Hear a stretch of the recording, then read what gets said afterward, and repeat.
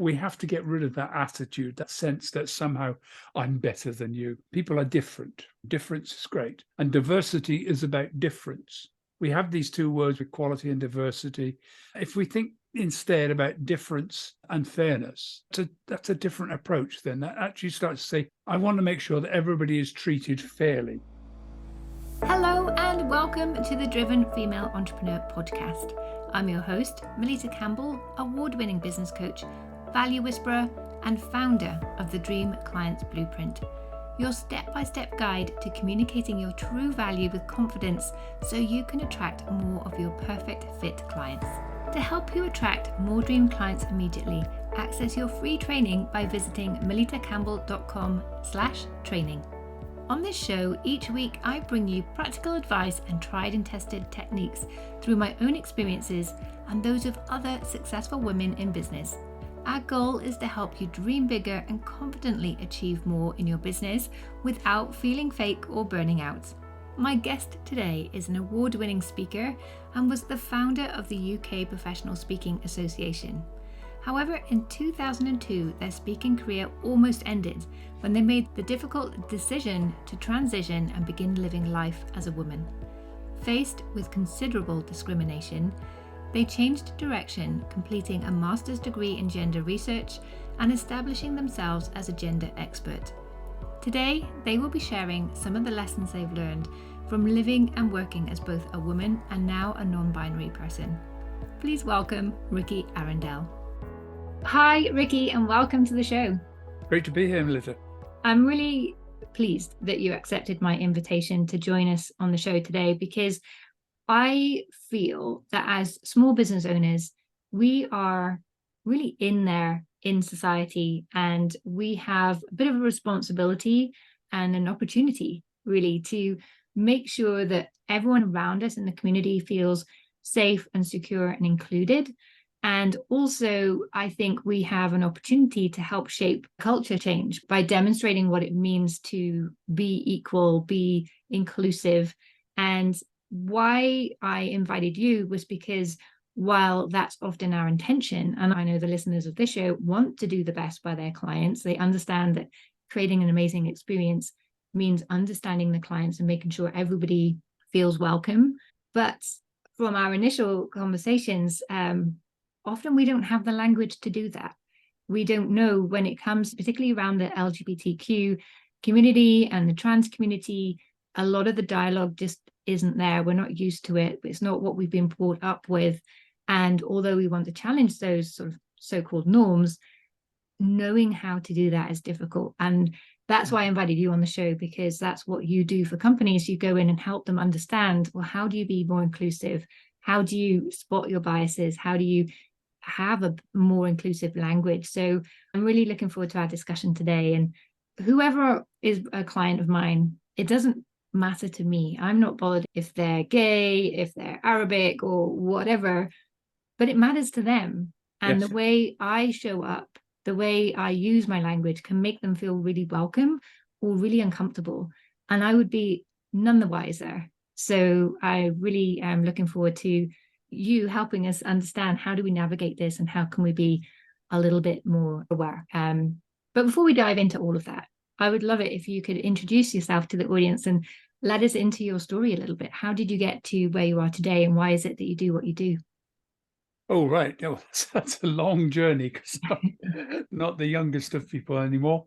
I got into speaking when I was quite young. College, I think, was probably the first step. I got encouraged to join the College Drama Society and did a big part. I did Mark Antony and Julius Caesar, and really, really loved.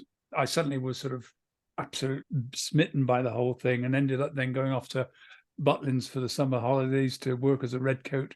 Oh, how fun. So I've got that little bit of background as well. Then I ended up in the insurance industry. I have no idea how that happened. Somebody just said, oh, you should get a job first and then you can get into acting, because there's far more out of work actors than there are out of work clerks. And eventually I took some qualifications and I ended up getting into training And as I got into training, I then started to go to conferences and started to see speakers. And I'd always been a little bit into, the personal development speakers. There wasn't a big market in the UK for that. It was very, very much an American thing. And almost everything we heard was American. Whenever I went to a conference, all the top speakers were American. And I thought, my God, how do we get here? And so I spoke at a few conferences, and then somebody said, why don't you join the NSA, National Speaker Association? So I joined them, and in 95, I shot off to America to one of their conferences and was utterly blown away. It is not often that you attend an event that completely changes the course of your life, but that was what happened. Because I'm sitting with 2,500 speakers. Suddenly I'm at a dinner table and I've got Zig Ziglar having a conversation over lunch with me, or Brian Tracy, and all these big names, people who I'd sort of idolized as the great speakers. Well, suddenly they were just colleagues. We were sitting around having a chat. And I'm thinking, wow. And that was it. I came back, spoke to some friends, pulled a few people together and said, look, we've got to do this. And we created the Professional Speaking Association in the UK and launched that. And today, it's what's 700-800 members, and it's still a very big part of my life. But underneath all this was this desperate, terrible secret. From the age of 6, I'd known that I was different, that I wasn't comfortable being a boy, didn't really want it. But I also knew that coming out and telling anybody was just not on. I mean, this is back in the 50s, 60s, when it was still illegal to be gay, and people who were trans were just seen as gay. That was it. And the government encouraged prejudice and discrimination against anybody who was LGBTQ. We'd had 400 years of it from time of Henry VIII. It wasn't something that was going to easily be removed. This was embedded into our culture. At the time, a few things happened around about 2000. I set up the PSA. I was also a master of a Freemasons lodge, but underneath it all, I'm thinking, I've got to deal with this. And a relationship ended, and the work I've been doing through the 90s all came to an end. And it occasionally happens. You're sitting at a point, you're thinking, I have to make a completely new change. I don't have a choice. I've come to a crossroads and I don't know which way to go. And I thought, I've kept this a secret all my life, but the laws were changing. And slowly we were beginning to be more accepted to be transgender. And I'd spoken to a few people. Somebody threatened to out me anyway to the press. I wrote a lot for the press, then the financial services press. I thought, no, if anyone's going to out me, it's going to be me. And then I will control the story. If I don't out myself, somebody else controls the story. Who knows what people will say? Who knows what will happen? So I outed myself. And you can't do that quietly if you're quite well known. So I had to do it big time, big flamboyant. Thing turned up in a sequin dress, and I was out. And that's one of those things, you can't put that genie back in the bottle. Once it's out, it's out. And within 6 months, nobody would hire me. And I thought, whoa, well, that wasn't expected. So I'd had to back off. I was about to become the president of the Global Speaking Federation. Had to step down from that, because I could see that it wasn't going to work. I wasn't getting enough money to support myself. Moved up to Hull and decided, well, I've got to do something different. Discovered that Hull had a really good gender department in the university. And so I took a master's degree in gender and became an expert in that, set up a social enterprise and redirected my life completely. Sadly, the social enterprise didn't survive David Cameron's austerity program, but took me back to speaking, and this is where we are. And to be honest, the COVID crisis has actually helped me, because suddenly what I find is, because as organizations have started to spread and people are working from home, it's more difficult to bring everybody together for a meeting. So they're more likely now to say, well, look, we'll do a virtual meeting, because we've got people in California, we've got people in New York, we've got a branch in London, we've got some people working in India. So we'll do a virtual meeting and then bring them all together. It isn't costing us a fortune. And because these organizations are more fluid, there's less coming together, but we still need to be able to handle the fact that, what you hear may not be what's going on. You hear my voice, you think, oh, it's a man. But then you meet me and think, oh, now what? And you said in your introduction, it was about the not knowing what to say. It's not just about the language. I spot straight away when somebody is a bit flummoxed when we meet, and suddenly they're not quite sure. Oh God, what do I say now? Am I going to say the wrong thing? And I can almost hear those things going on in their head. The first meeting I went to as a woman was a big conference in New Orleans, and I started to go around to see some of the people I knew and start speaking to them. They didn't recognize me, and they said, "Well, do we know each other?" I said, "Would you know Richard Arundel?" "Oh yeah, are you his wife?" I said, "No, this is me. I've just changed my name and I've changed my gender." Some people would say, "Oh, amazing," give me a hug. Some people would take a step back, and I could just see from that body language that sense of, "Oh, I'm not comfortable with this," or, "Oh, this is really amazing," and that tended to be what was going on all the time. And I then started to learn the huge differences between the way men and women operate in business, and that was, I think, was the biggest shock for me. Just wasn't ready for that. Yeah, I'm really curious to dig into that as well, because I think you have quite an interesting perspective on what it means to be a woman in business. Yeah. But first, I would love to know, on what you were just saying there about people either embracing it or taking a step back, is there a space in the middle? Because I think most people are nice, they want to be welcoming, but as we said in the introduction, we don't know how. It's something completely new. We've never been in this situation. It's unexpected. Is there a right way to respond to someone who turns out wasn't exactly what you were expecting? I think most people expect that some people will not be familiar with it. Yeah, the LGBT community is quite small. We suspect it's about 10% of society. It might even be more. Certainly with Generation Z, which was done very recently, shown nearly 20% of Generation Z, that's 18 to 25-year-olds, identify as LGBTQ in some way. When you compare that to millennials, when it's about 15%. So even that small generational difference, it's changed. And when you look at baby boomers, it's 3%. So we have this vast difference that's going on between people now identifying. Now, I suspect as many baby boomers were probably LGBTQ as there is now, it's just there was no way they were coming out. And now they're too old. The biggest criticism I got when I changed gender was, how could you do this to your family? Because that's the one thing that I never realized. When I came out, I outed everyone I knew. They now had to deal with the fact, oh, that tranny, that trans person. Well, that's a bit weird, isn't it? And I think this is the problem, because we didn't grow up knowing lots of, I mean, when I was a kid, if there was any gay people around, we were warned off them. You don't go near them, especially if you're younger. You don't go near a gay man when you're younger, because they're all predators. They're all pedophiles. And that was the sort of sense going on. And it's still that undercurrent. We've got this ridiculously stupid thing going on against trans women at the moment from a small group of mostly quite right-wing people who think that somehow, because most predatory behavior against women is from men, that a trans woman is a man and therefore is going to the toilets in order to be predatory. There might be the odd bad apples, but generally there is no evidence of any of that happening. And yet we've had a political campaign right across America. I mean, Tennessee has just passed a law that makes it illegal for anybody under the age of 18 to watch a drag show. That's how obsessive they have become.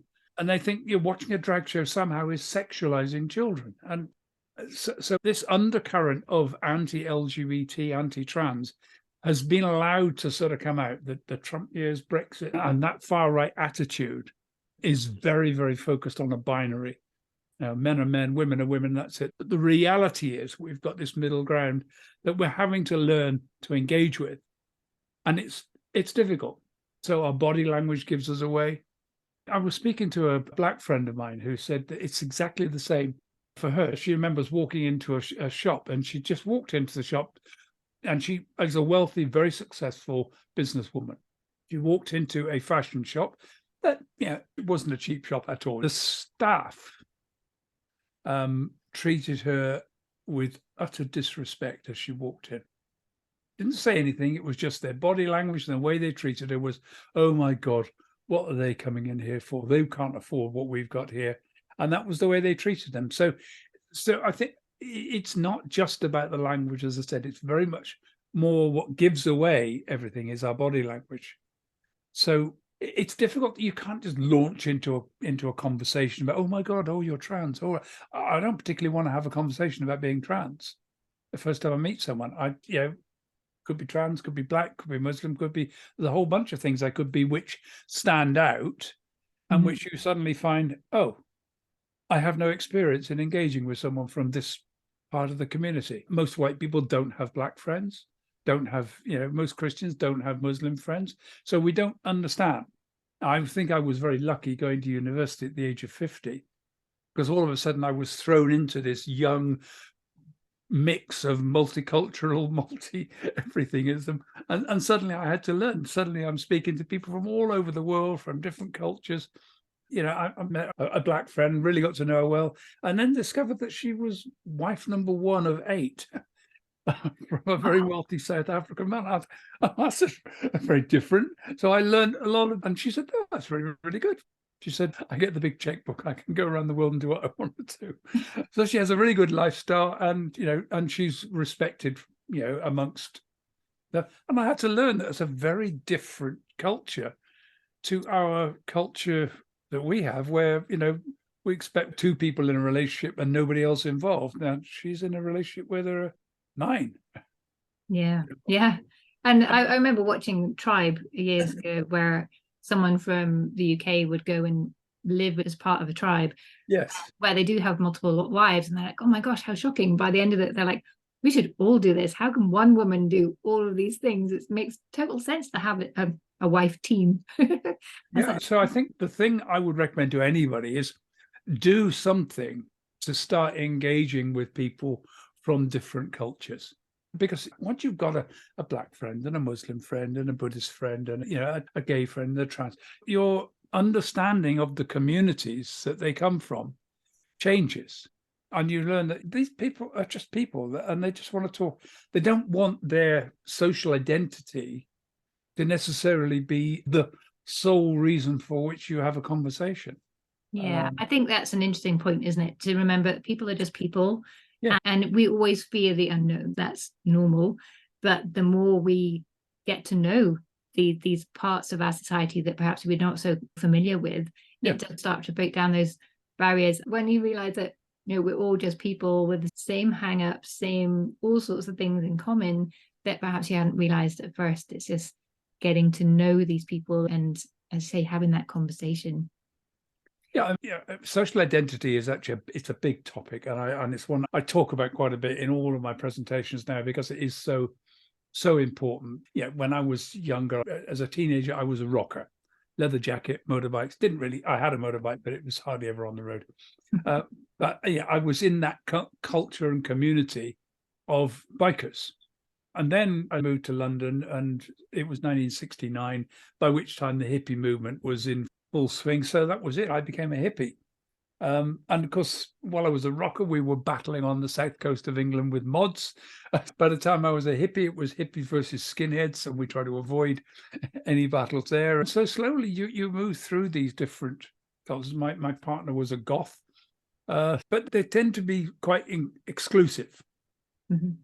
We've got, badges, and we have memes and songs and chants and clothing and things that we wear and everything else, which says, right, this is where I am. This is who I'm part of. And that's part of our proud membership of that group. But I think what we've got to learn is not to get into a them and us thing. Now, the biggest cultural group, of course, is male and female. And that's the one where I crossed that divide and thought, whoa, this is totally, totally different. I'm now identifying as non-binary. When I changed gender, that option wasn't even available.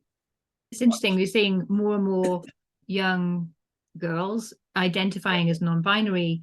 And when I talk about it with my friends, we're like, gosh, if only we had the option to say, yeah, stop treating me as a girl, please. Because I don't think any girl or woman really believes that they live up to this impossible standard of what society expects a girl or a woman to be. So yeah, it's quite nice to say, just treat me as an individual, please. And so I think this non-binary gives us an option. I think it's nice that society is being pushed to see things in a much more general way.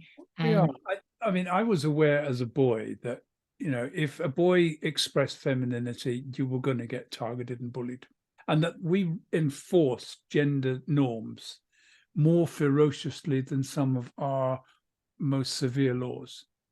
Every year on the 20th of November, we have Transgender Memorial Day. It's the counterbalance to Transgender Day of Visibility.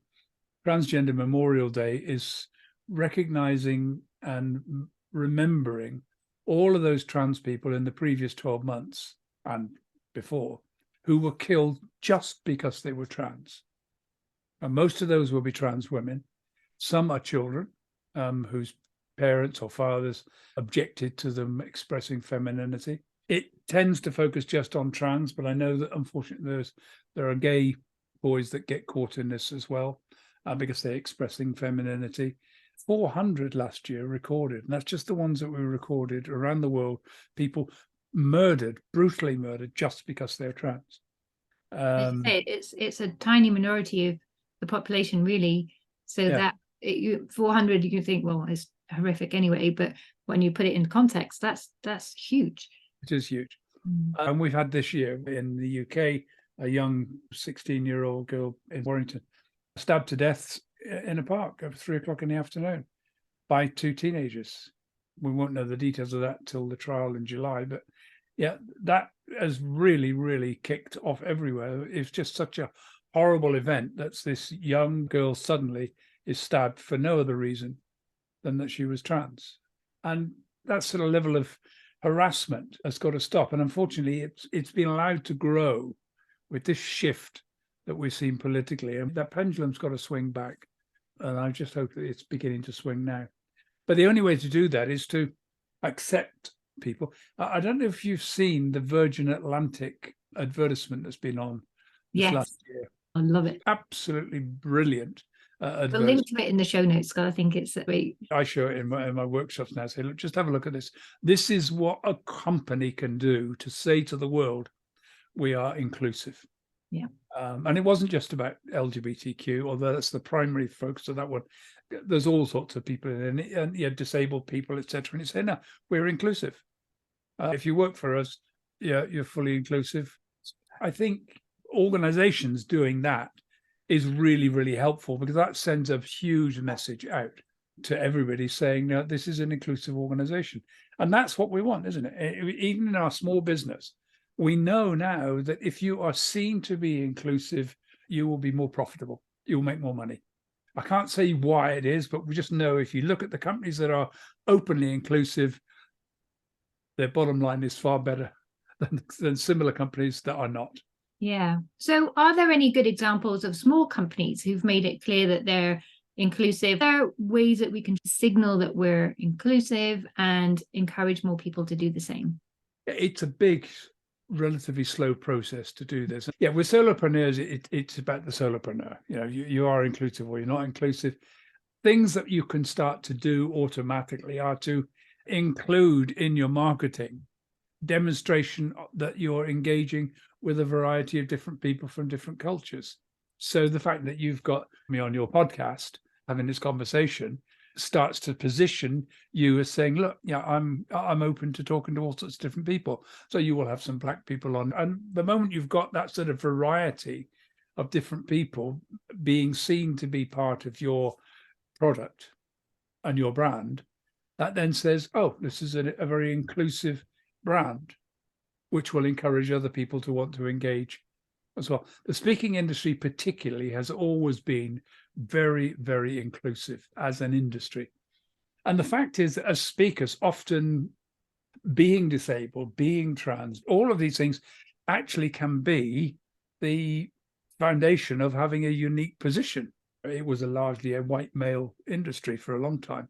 Steadily, more women have come in, more and more people from different cultures. And one of my friends is W. Mitchell. He badly burnt when he was a younger man on a motorcycle accident, really seriously burnt. Then he learnt to fly and crashed his plane, broke his back, put himself in a wheelchair.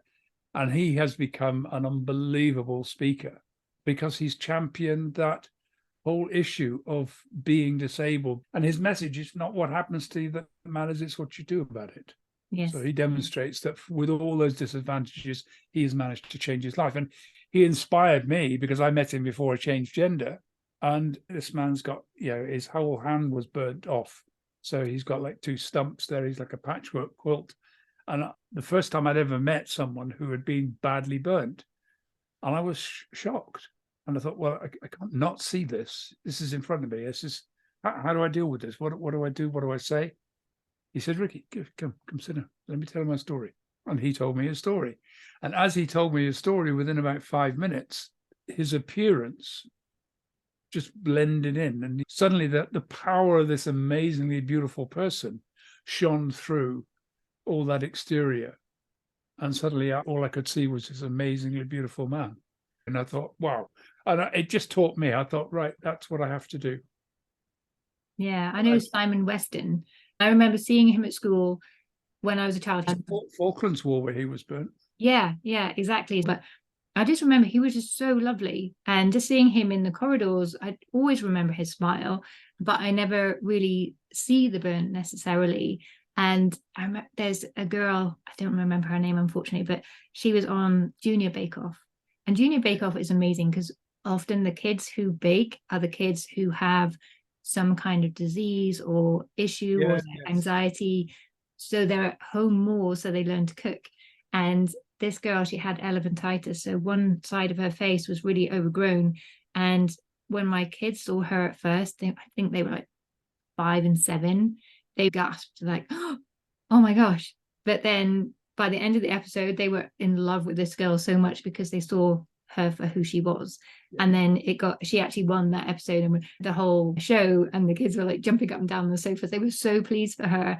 And I thought that was really nice. And I think, the more we start to see the people, as I say, coming back to this idea that we're just people, the better, really. So, and I love your suggestion there. You just show through your imagery and the way you speak and your actions that you welcome people of all walks of life. We can use more diversity in those pictures to signal that and just make people feel welcome and comfortable. I think we can all do that. So that's brilliant. Yeah, exactly. There are all sorts of ways in which to show our diversity. And I do it by including a variety of people and stories that I've heard from people who are from different cultures.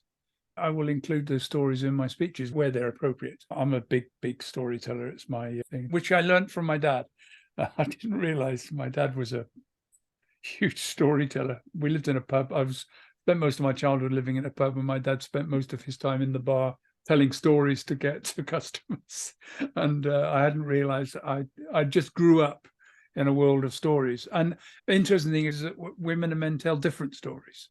That was something I hadn't really connected with either. Women often tend to tell self-deprecating stories of things that went wrong and how they've overcome it. Men tend to tell one-upmanship stories. So just a slight difference. Men tell jokes, women tell funny stories. Another reason to have more diversity on stages. Oh, absolutely. More of the balance of stories. Women will almost always bring emotion into their speech. Mm-hmm. And will take us into a place where we're going to start to feel it. Things like Feel the Fear, Do It Anyway. Susan Jeffers brought that in, and nobody had really talked about that before. Nobody had been that open about surviving and dealing with cancer. Not a topic that men would talk about, because anything that shows a weakness, men have a tendency to try to avoid it. I think they're getting better. But, always with those stories. The toughest lesson I've had to learn is when is a story too raw to tell? And I have a couple of occasions I've got halfway through a story and thought, oh, this is too soon. And I'm going to burst out crying in the middle of this story if I'm not careful. And I really had to control it and get myself through it. So coming back to that point where you were talking about the differences between men and women on stage, what else have you noticed about how women speak up or don't speak up? You mentioned suddenly you saw the other side and some things were good and a lot was quite shocking. Can you share some insights into that? One of the most important things that women need to learn is that if you're going to speak, you have to develop a powerful voice. And unfortunately, I think women are coached from the time that they're young girls to raise the pitch of their voice to a very high level, and it doesn't carry power. If you look at good actresses, they will have had voice coaching to develop a powerful voice. Margaret Thatcher is a classic example of a woman who shifted and changed her voice in order to make her sound more powerful. It's not about replicating what men do. Men do something completely different. And if women try to copy what men do, that will not work. They will look hard. They will look, callous. And that's the other thing I've noticed. The adjectives we use to describe men cannot be used to describe a woman because they will be negative when done. The same way that positive adjectives to describe a woman, if you apply them to a man, become negative. So to say that a man is warm and caring and nurturing, you think, oh, bit of a wuss. Whereas you expect a woman to have those qualities. We have a world where we've literally divided our language and everything into it's masculine or it's feminine. If you cross it, then we have a problem. That's why I love the space between genders. We're actually allowed to do everything. You can be the aggressive. Assertiveness becomes aggressive if it's applied to a woman. It's going to be interesting, that space in between, as you say, where you can be anything, but it would be interesting to see if that still connects, because we have this shorthand of this is what I'm expecting and I can connect with that. But this space in between, if it's pushing the boundaries, is it going to connect with people in the same way? And maybe not at first, but I think seeing how that develops, how you can create connections. It's happening. I mean, I was a big Bowie fan, and Bowie was one of the first ones to break into that space between genders and say, look here. Mick Jagger and the Rolling Stones broke into it. Elton John, then having seen Bowie, decided, oh, I'm going there as well. And so he went into that. Now, we didn't even know that Elton John was gay at the time. We didn't know that Mick Jagger was bisexual, all of those things, because they kept that secret. Well, it wasn't that big a secret in their circles, but it wasn't a public thing. And once they started to open up into that whole sort of middle ground, and now we see someone like Sam Smith, who is just absolutely playing with gender in a way that you think, oh my God, what's he going to do next? and we see Graham Norton has pushed those boundaries. And so we're seeing more and more actors, actresses, performers, speakers beginning to occupy that middle ground. And that will help everyone to start saying, okay, fine, I can handle this now. When I grew up, when you thought of drag queens, you thought Danny LaRue. And then along came Dame Edna. That was it. There was only 2 or 3. Now, what RuPaul has done has been absolutely incredible. And suddenly we're seeing drag queens doing events for kids in school. And I did some work for a Quaker children's summer school, and they wanted me to do some talk about gender and transgender. And I got there and I thought, well, this is very odd. They don't expect religious groups to invite me in, especially not talk to their kids. And off I went there. And I found that 2 of the organizers were a lesbian couple. One of the other ones was a drag queen. And I thought, oh, this is very different. And the kids were being exposed to a variety of different genders and sexualities and people in a way of saying, look, this is the world. You can be who you are, and these people are who they are. And I thought, well, that is such an inspiring approach to open things up. Yeah, how wonderful. I think getting back to the thing about women, so the first thing is this voice. I would strongly recommend all women just get some voice coaching. If you're going to go into leadership, get that registered down to a little bit of chest vocal. And, men need to sort of raise it up as well. It's all of us balancing. It's just getting a little bit more power into the voice. And I think women tend to swallow their voice. And this comes to the second problem. It's about visibility, being seen. And I was walking down King's Road, Chelsea, before I changed gender. And there was a woman walking down the street. It was a nice summer's day. She was wearing a orange figure-hugging woolen dress that was almost the same color as her skin. So she stood out, really, really stood out. And as I walked past, she was walking slower than I was. I suddenly felt this weird feeling. I thought, what the hell's going on? I looked around and I realized that every single person, every man, particularly in the cars, in the buses, in the shops, everybody was looking at her. And I felt the energy of that, because it wasn't a very pleasant feeling. She was walking along and smiling and enjoyed being looked at. And I think, the clothes she was wearing meant that she was going to get attention. But that isn't something a lot of women like. No. Especially if you've grown up as a girl and you've realized that there's that predatory energy that comes about, not from all men, but from an unfortunately large number. And I think, therefore, standing on the stage and suddenly finding all of those eyes looking at you, it can trigger the feelings of those uncomfortable energies. And I think you've got to get past that. The first thing is you've got to get up on stage wearing something you feel comfortable about. Women have got to learn to look good on stage, but not sexualized. And unfortunately, we have a society which just constantly sexualizes women and girls in a way that probably isn't good. So that's the first thing. Women, get on stage and suddenly they're being looked at, and it can start to make them feel uncomfortable. And I experienced it when I was doing Toastmaster talk. Got halfway through it and completely forgot what I was supposed to be doing next. And all of a sudden, the 150 people looking at me, instead of being nice, happy, smiling faces, looked like a sea of angry faces. And they weren't. They were just really rooting for me to get it together and finish. But I couldn't. And I'm suddenly having a panic attack on the stage because I just could not remember where I was going. So I know that can be a very horrible fear. And that's the thing you've got to try to avoid. And I think there's a fear of judgment as well, because you have the men looking at you one way and the women judging you. Yeah.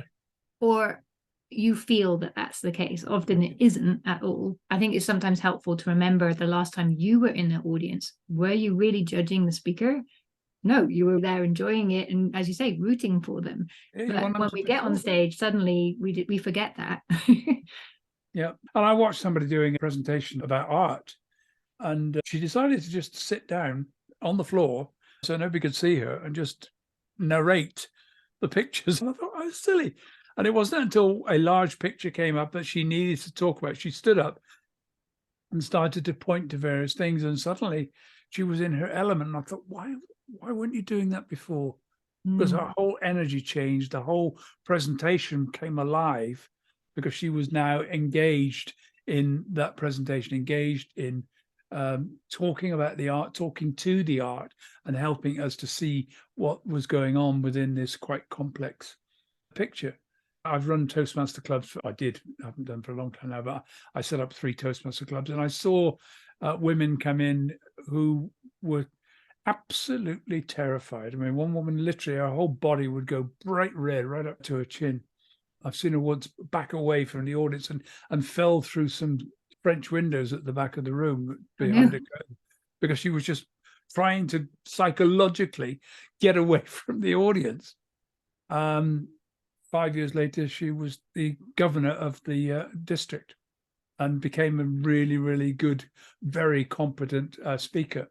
And that's my story as well. I had to start presenting more at work because I got promoted to a senior position, and I was terrified. So a friend dragged me literally along to Toastmasters, and I could see how it was valuable. I really loved all the stories, but it was 6 months before I actually spoke. I kept volunteering to be the timekeeper so nobody kind of noticed because I was participating but like hiding at the same time. Our counter and yes. Yeah, exactly. And it was quite a big club, so there were always people waiting to give a talk, so it was quite easy to kind of just not put myself forward until I moved town to a smaller club, and then they were like, hold on a minute, why haven't you spoken yet? But you must have done some table topics though. Very rarely. Oh God, no, wouldn't have got away with that in our club. Yeah, but when I moved to the smaller club, I had to do the table topics. There was no way you couldn't. And yeah, it was terrifying. But then suddenly you realize it helps you formulate your thoughts. And I stopped fearing the end of a presentation at work if people would ask me questions, because I knew I could handle it. So suddenly when I actually started doing it, I realized, oh, this isn't so bad. And I learned a lot faster. And then I had kids and I didn't do Toastmasters for 7 years. I was just too exhausted in the evenings. So then I wanted a local club. There wasn't one. So I started one with 3 other people. But that time, no one knew what Toastmasters was. So if we didn't stand up and speak each time, no one else was going to do it. So that time I had to stand up and speak. So every 2 weeks I was standing up, speaking in public. And that was amazing for me as a shy person. Having that continued push to stand up and speak was really important. But it was only after 18 months of standing up and speaking every 2 weeks that my feedback, because at Toastmasters, we always get an evaluation and feedback, which is great. My feedback was, this is the first time you haven't gone red when you were speaking.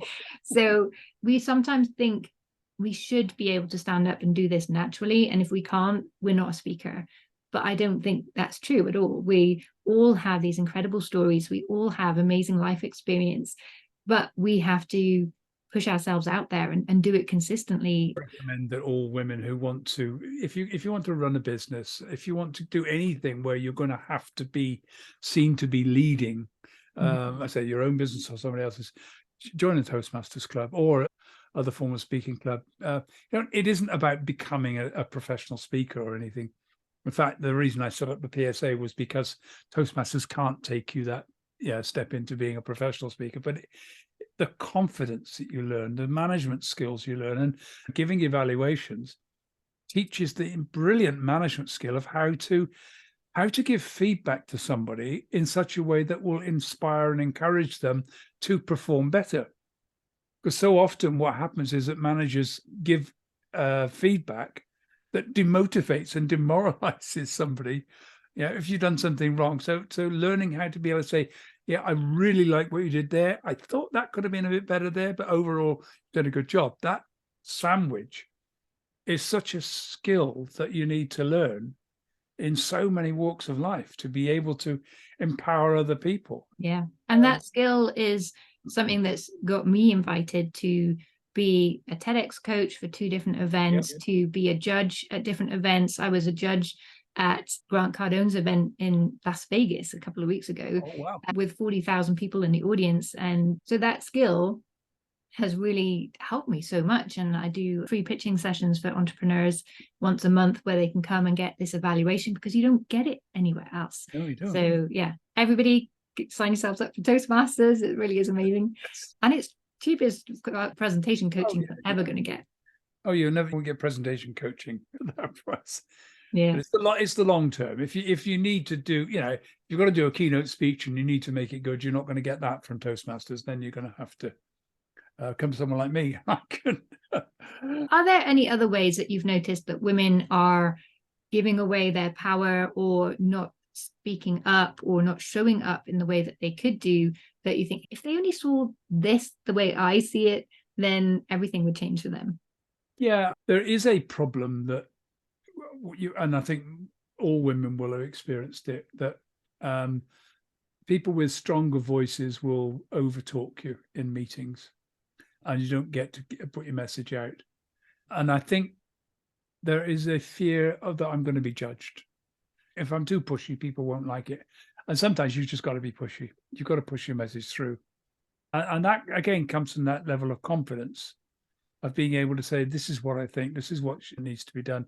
Expressing your own view. I was driving down the road once and I saw a couple about to cross the road. The girl sort of stepped out, saw me coming and stepped back, waiting for me to stop. The boy just walked across, looked at me and dared me not to run him down. And I think that actually illustrated very quickly the difference between the way in which men and women approach life. That there's a risk coming. Okay, fine. I'm going to make sure that risk is reduced. So I'm going to wait. And so women step back, whereas men will just go in. I've been on a lot of recruitment panels when I was involved in the voluntary sector. And in one of them, I was a trustee of a community enterprise centre. And we needed someone to manage it. And we needed an assistant manager to support the manager. Somebody applied for the assistant manager's role. And we looked and we thought, why hadn't she applied for the manager's job? She's got all the qualifications, absolutely everything we needed. Now, we'd had one guy come for the manager's job who, when we measured what his essential requirements against what we were looking for, he probably met 2 of them. And yet he looked at that list and thought, I could do that, fine, I'll bluff the rest. And in he came for the manager's job.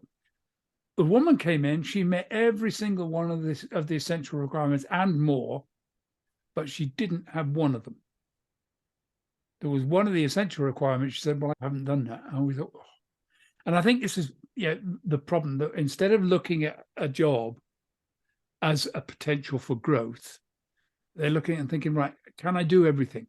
If I can't do it all, then I can't try. And jobs have to have room for growth. We eventually persuaded her to take the manager's role.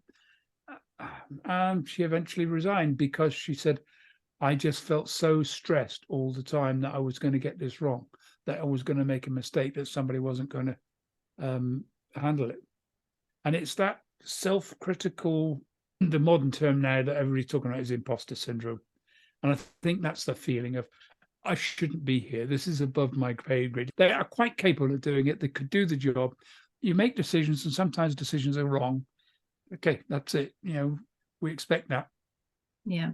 But I think there's too much of a sense that I've noticed from women of, I can't make a mistake. If I make a mistake, I'll be judged. And there's a track record, unfortunately, of women being treated badly. It's like, make a mistake. That's my excuse to say, oh, you see, shouldn't have employed a woman on this job, should have had a man. I think it starts at school, because at school, and this used to really annoy me as a child, the boys are rowdy, they make mistakes, they can do whatever they want, and that's rewarded. Like, oh, look at him, he's great. And if I tried to do that, I was told to sit down, be quiet, stop rocking the boat. And it used to drive me nuts. And then it happens in the workplace. And the number of times I was employed to do a job, but I couldn't do that job because the men were like, oh no, wait until you've got your feet under the table first. It's like, hold on, I'm here to promote your company and you're telling me not to because I'm a girl. What are you paying me for? But luckily I didn't listen to them. But it was interesting. There was a couple of things you said there that reminded me of other things. One was that job experience. And I worked for an amazing boss who was also a mentor, and he always said he doesn't understand why women don't put themselves out there and take these opportunities they're given.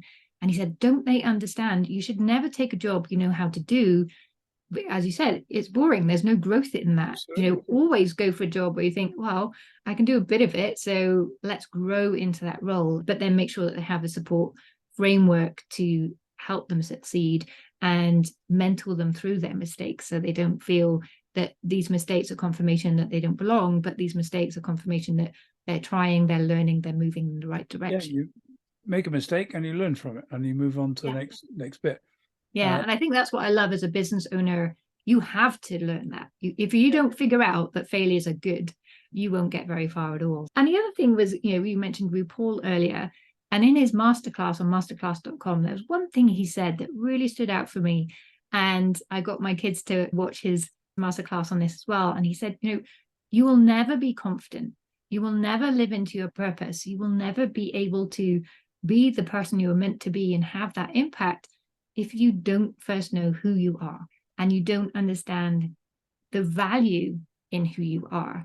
And I think that's the piece that women miss. And it's probably the biggest piece of my work with my clients, is helping them understand that really the true value, the real amazingness that they bring to their clients, and then to believe it and put words to it, how they communicate that then forward. But I see so many people, and women especially, oh, I just do this little thing, or I kind of, and as you said earlier, we really belittle ourselves, rather than saying, hey, I'm awesome. And of course, you don't want to be braggy about it. But as Rich Litfin says, it's not bragging if it's true. So we need to really embrace our value and build our confidence around that. And learning to public speaking was one way that I've been able to do that. Bit by bit, it's taken a very long time. But yeah, I think it all comes back to this confidence and being able to express a view because you believe in it. Absolutely. A lot of the women I meet today, and I've got to know a lot of my female friends, are speakers. And I do see within that a much, much more assertive, and I think it's that assertiveness, isn't it? That for some reason people saw assertiveness in women as aggressive, and it's not. It's being assertive. It's actually saying, yeah, I know my stuff. I've done the job. I've got the T-shirt, and now I can help other people. Yeah, belief in yourself. Belief in who you are and what you can do. Yeah. And until you believe it for yourself, you can borrow mine and Rikki's belief in you. And that applies to anyone who's in a minority group of any kind, because minorities all the time are put down as if somehow you're not as good as, white Christian males. That's the top. And the danger is thinking, oh, I've got to replicate what they do in order to be successful. That definitely doesn't work, because actually I think they do it all wrong. I do quite a lot of training on unconscious bias and trying to help people tackle it. But one bias which shocked me when I found out about it, and I can't remember the exact statistics now, but it's about 60% of chief executives of organizations are 6 foot or taller. And yet only 14% of the population are 6 foot or taller. So there is a huge premium put on being tall. Now that massively works against women, because women are on average going to be 3 inches shorter than men, and taller women do actually get promoted more quickly than shorter women. Engaging with people who don't fit our social norms. It is a challenge. We have to learn how to do it, but the most important thing is to engage, to actually get to know people and see people as different. I did some training with Jane Elliott. You may have heard of Jane. She's the woman who did the brown-eyed, blue-eyed exercise with kids in Iowa in America, just after Martin Luther King's death. She showed how, by encouraging the kids to discriminate just on the basis of eye color, within a space of 24 hours, the kids were being discriminatory. Just by preferencing blue eyes over brown eyes, people suddenly saw themselves as better, more important. And by the end of the day, they were being openly discriminatory against the other kids. So we have to get rid of that attitude, that sense that somehow I'm better than you. People are different, and that's fine. Difference is great. And diversity is about difference. Equality isn't about equal. It's actually about fairness. We have these two words. We think of equality and diversity. If we think instead about difference and fairness, that's a different approach then. That actually starts to say, I want to make sure that everybody is treated fairly.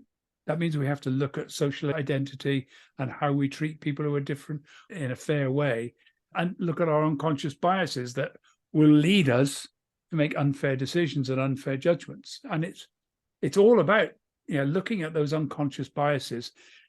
We've all got biases. It's part of our life. We couldn't survive without biases. We couldn't go shopping if we didn't have biases, because we'd still have to think about which product I want to buy out of a whole selection. Instead, we get a bias that says, right, well, Heinz beans, that's the ones I want. And as a marketer, my job is to make you biased. I want you to be completely biased towards my product and not even think about any of my competitors. Just buy mine, just book me. But at the end of the day, we've got to make sure that in everything that we're fair. So if I've got a bias towards one thing, I would think, right, let me take that bias away and look at everything and assess people on the basis of who they are. And that means I'm going to need to get to know people. Different approach. And that's about inclusion. So the overarching statement about human rights is treat everyone with dignity and respect. Doesn't matter who they are. Even people who are bad. Even people, that doesn't mean we don't punish people, but we treat them with dignity and respect. Because the moment we don't, then there's an inclination for them to treat us in the same way. So if we treat people with dignity and respect, and even people who've done bad things will start to change, they will start to think differently. Because I think most people end up being bad because they've not been treated with dignity and respect, and therefore they react against it. I've got a big story I tell at the end of my workshops about a month-long hate crime against me by a bunch of kids. These kids were just throwing stones at my windows and breaking windows and throwing mud, and it just been going on and on and on. It was really scary. They're all 13 to 15-year-olds. And one day I just had enough. I'd phoned the police so much that the 999 call center knew me by name as I phoned up. They said, "Oh, hello, Rikki." 11 times I called them to try and get this stopped, because it was a hate crime and it was quite frightening.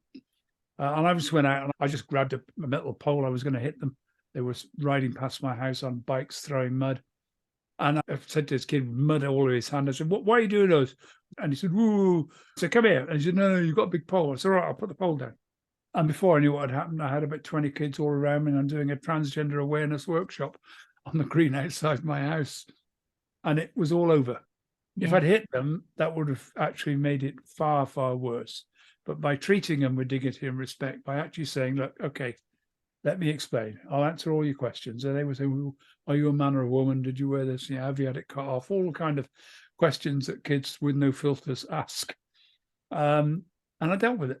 It was a little bit scary, toughest audience I've had. But at the end of it, they suddenly knew me, and they'd communicate with me, and they'd talk to me. And I was no longer this, target that they had no idea about. I was now a human being that they'd spoken to, they had a conversation with, and it ended. From that day onward, there was never another problem. What a great story. And the lesson you gave them at that age is then going to filter through their experiences throughout life and ripple on forwards. So that it takes courage sometimes to have those hard conversations. Yeah. What a brilliant note to end on. Thank you so much. Just one thing, because anyone who's listening to this and not watching it, you've got a little Transgender Day of Visibility is on the 31st of March. It's not about making people visible. It's actually about creating an environment in which trans people will feel comfortable about being visible. So it's about trying to make sure that the world we create is a comfortable world for people. So it's things that we've been talking about today, about making sure that your workplace is a place where everybody feels that they can bring their whole selves to work. They don't have to hide. They don't have to pretend they're not trans or pretend they're not gay, or that they can have those conversations and that they'll be accepted for who they are. So what we'll see on that day, as far as possible, is people promoting transgender role models, so that people start to see there are successful people, and there are people around who are getting on with their lives and enjoying lives being transgender, and that's it. Great. And well, I'm happy to have promoted you as a role model for my audience in celebration, although I didn't realize it was going to be that day tomorrow. It's a happy coincidence. So I'm really pleased. And thank you so much for not just coming on the show, but really being so open and honest about this. I mean, we could talk about this all day. It's fascinating, but I think it's really opened my eyes and helped me feel personally a lot more encouraged, because now I know something I can do or start to do to make more people feel welcome, regardless of their preferences or situations. So thank you so much. Been a pleasure. Thank you for joining us today. I hope you took away as much value as I did. If you have enjoyed the show, then I'd love it if you leave a review on iTunes to help more women find the show and benefit from the incredible business building wisdom shared. And why not encourage more women to rise alongside you by sharing this podcast with 5 of your business besties? There are many more tools, tips, and insights coming up for you in the next episode. So don't miss next week's show, or better still, subscribe now so you never miss your weekly dose of inspiration. And remember to follow my free training that I've created for you to help you communicate, market, and sell your true value with greater ease, confidence, and joy. You'll find it via melittacampbell.com/training.